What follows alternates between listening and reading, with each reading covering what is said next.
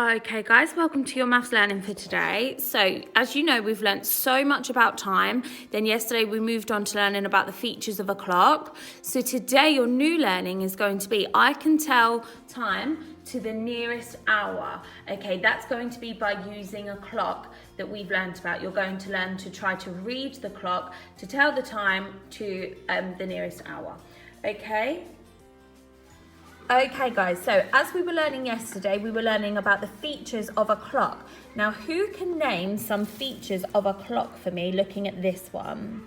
Can you remember the names of the feature? You might want to look in your book at the work that you were doing in there yesterday. You were labelling the features of a clock. Can you remember any of them? Let's have a think. I'm going to give you a little minute to have a little think about that. Okay, so yesterday we were talking, first of all we had this, it's the face of the clock, isn't it?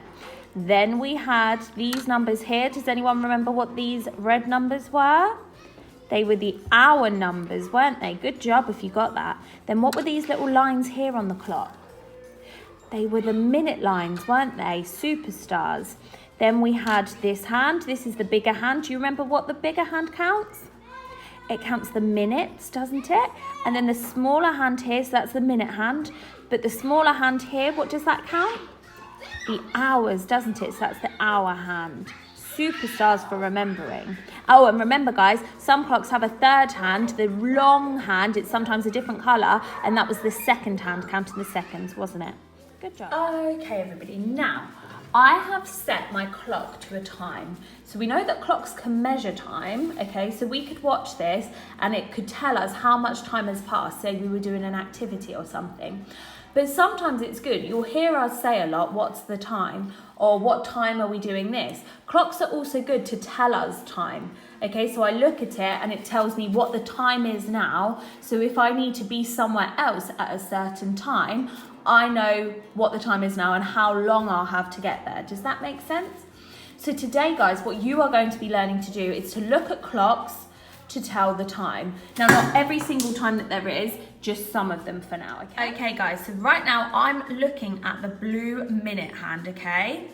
So if you look, it's pointing to 60 on the minute lines, but also 12 if you're looking at the hour lines. Although this is our minute hand, remember, it's not counting hours, but it does point to the 12 or the 60 there, okay? That is where, for the rest of today's lesson, the minute hand is always going to be. So when the minute hand is on the 12 or the 60 for the minutes, we call it o'clock, okay? So o'clock means minute hand on the 12, o'clock. Then what we're going to do is this hour hand is going to change today. And whatever number, hour number, the hour hand is pointing to is the number that we say. And then because the minute hand is pointing to the 12, it's up here. We know that's o'clock, okay? So this is 10 o'clock. Okay, guys?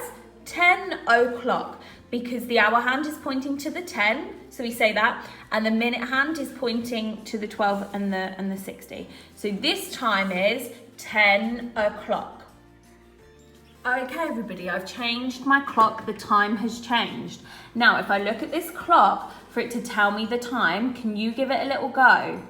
So the minute hand is still there, but now the hour hand has changed. So what number is the hour hand pointing to? That's telling us something new. It's pointing to 8. So we know that it's pointing to 8, and the minute hand is at the 12 and the 60. So it is now 8 o'clock. Okay, let's do one more together. Okay, guys, the time has changed once again.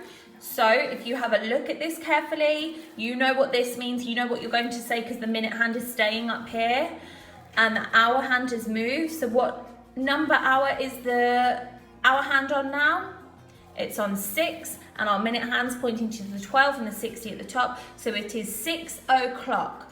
The time is telling us 6 o'clock. Well done. Okay, everyone, if you log on to Purple Mash, type in clock at the top and then search, and there you will see time, whole hours mixed. It's the third one along on the top row that you can see on the screen. Click that, click launch, and it's going to start you with a little game to check if you know the time.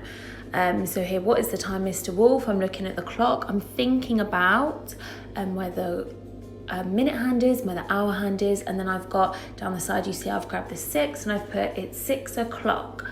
Time for tea.